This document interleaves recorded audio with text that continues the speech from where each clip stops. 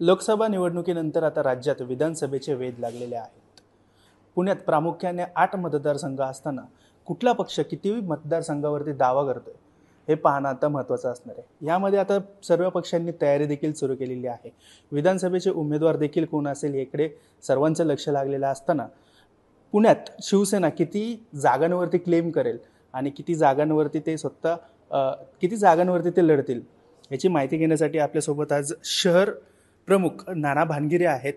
काय सांगाल एकूणच या विधानसभेची जेव्हा तयारी करत असताना काय काय आपण शहरात पाहिलेलं आहे आणि कोणत्या कोणत्या जागेंवरती तुम्ही क्लेम करणार आहात? पुणे मतदारसंघामध्ये आणि पुणे शहरामध्ये जवळजवळ 8 विधानसभा येतात. या 8 विधानसभापैकी आम्ही आदरणीय महाराष्ट्र राज्याचे मुख्यमंत्री एकनाथभाई शिंदे असतील, त्याचबरोबर आमचे शिवसेनेचे नेते असतील, वरिष्ठ लेवलला आम्ही कळवणार आहे की कमीत कमी पुणे शहरामध्ये 8 मतदारसंघापैकी ते 3 जागा आपल्या शिवसेना पक्षाला मागाव्यात.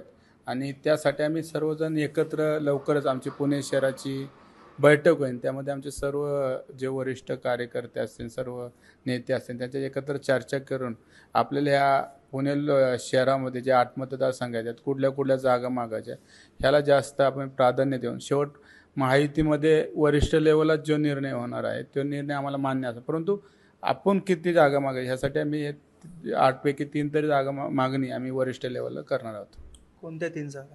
बऱ्यापैकी बघा, आमच्याकडे हडपसर असन, वडगाव शिरी असन, खडकवासला या मतदारसंघामध्ये शिवसेनेचं चांगलं प्राबल्य आहे. त्या मतदारसंघात तरी शिवसेनेला सोडवूयात, परंतु जे काही निर्णय असेल शेवटी वरिष्ठ लेवलला घेतले जातील. आणि आम्ही मागणी तर नक्की आम्ही 3 जागासाठी तर करणार आहोत साहेबांकडे. शेवट वरिष्ठ लेवलला जो निर्णय घेईन ते आम्हाला मान्य असेल. उमेदवार ठरले तिथले? नाही, पण मागणी करतो. उमेदवार शेवट वरिष्ठ ठरणार. आपल्या हातात काय, जे वरिष्ठ ठरवतील त्याला आमचा हे असणार. हडपसरमधनं देखील आपण तयारी करत आहेत अशी चर्चा आहे. काय नेमकं पुढे आव्हान बघताय आणि उमेदवारीबाबत काय वाटतंय, मिळेल का याचे विधानसभेत? बघा, प्रयत्न करीत राहायचा. जर आपण हडपसर मतदारसंघामध्ये कामच नाही केलं तर आपण पक्ष मागणी करू शकत नाही. आणि आम्ही बघितलं असं 2 वर्षात शिवसेना पक्ष हा तळागाळापर्यंत पोहोचवलं. जे महाराष्ट्र राज्याचे मुख्यमंत्री एकनाथ शिंदे साहेबांनी जे निर्णय घेतले, जे महाविकास आघाडीला जे 2-2.5 वर्षात केलं नाही, करता आलं नाही, ते आदरणीय मुख्यमंत्री एकनाथ शिंदे साहेबांनी जवळजवळ 6 ते 7 महिन्यामध्ये ह्या महाराष्ट्राच्या विकासाला एक चांगली गती दिली. आणि चांगले निर्णय घेऊन शेतकऱ्यांचे निर्णय असतील, त्याचबरोबर महिलांसाठी निर्णय असतील, ज्येष्ठ नागरिकांसाठी असन, शासन आपल्या दारी असन, असे अनेक चांगले निर्णय ह्या महाराष्ट्रासाठी घेतलेले. आणि आम्ही सर्व निर्णय तळागाळापर्यंत पोहोचवण्याचं काम आम्ही करतोय. नक्कीच शेवट प्रत्येक पक्षातला जरी कार्यकर्ता असतो तो इच्छुक असतो. शेवट निर्णय हा वरिष्ठ लेवलला होत असतो. जो निर्णय होईल ते आम्हाला मान्य असेल. परंतु आम्ही हडपसर मतदारसंघासाठी गेले 2 वर्षापासून काम करतो. नक्कीच आम्ही हडपसर मतदारसंघासाठी वरिष्ठ लेवलला मागणी करेन, परंतु जे वरिष्ठ लेवलला निर्णय होईल ते आम्हाला मान्य असणार आहे.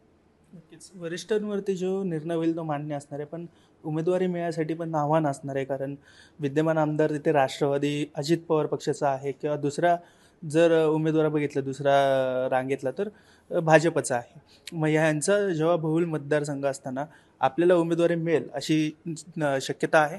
आमची महायुतीची लोकसभाची निवडणूक झाल्यानंतर गेल्या आठवड्यातच आमची महायुतीची आणि सर्व घटक पक्षांची मीटिंग कन्यादान मंगल कार्यालयात झाली होती. त्याच्यात असं ठरलं की ज्याला बी उमेदवारी मिळेल त्याचं काम करायचं आहे. आणि ज्यांनी आपलं प्रयत्न उमेदवारी मिळण्यासाठी करायचा, त्यात म्हणजे ज्याला उमेदवारी मिळेल त्यांनी एकत्र सगळ्यांनी मिळून महायुती म्हणून काम करायचं.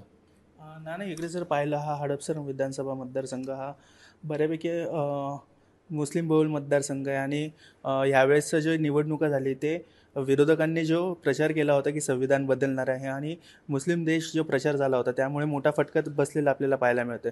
मात्र ही उणीव कुठेतरी ह्या हडपसर मतदारसंघात भरून निघेल का? बघा, संपूर्ण देशामध्ये हे जो खोटा चुकीचा प्रचार या महाविकास आघाडीने केला, म्हणजे संविधान बदलणार, मुस्लिम बांधवांमध्ये जो खोटा प्रचार केला त्याला कुठंतरी आम्ही कमी पडलो. परंतु भविष्यामध्ये मुस्लिम बांधव असेल, दलित बांधव असेल, यांच्यापर्यंत आम्ही हे सर्व विषय, आता त्यांना थोडं कळायला लागलं की आपण जे केलं ते चुकीचं, परंतु हे सर्व आम्ही नक्कीच सर्व समाज बांधवापर्यंत पोहोचू. महाविकास आघाडी जरी लोकसभेला महाराष्ट्रात जरी यश मिळालं असेल, परंतु भविष्यामध्ये या विधानसभेमध्ये महाराष्ट्रामध्ये नक्कीच महायुतीचं सरकार येईल. त्या पद्धतीने महायुतीचं आणि सर्व घटक पक्षाचं काम चालू आहे आणि आम्ही सर्व जे चुकीचा प्रचार जो लोकसभेला झाला तो पुढं भविष्यात होणार नाही यासाठी आम्ही सर्व महायुतीचे सर्व कार्यकर्ते त्या पद्धतीने काम करणार आहोत.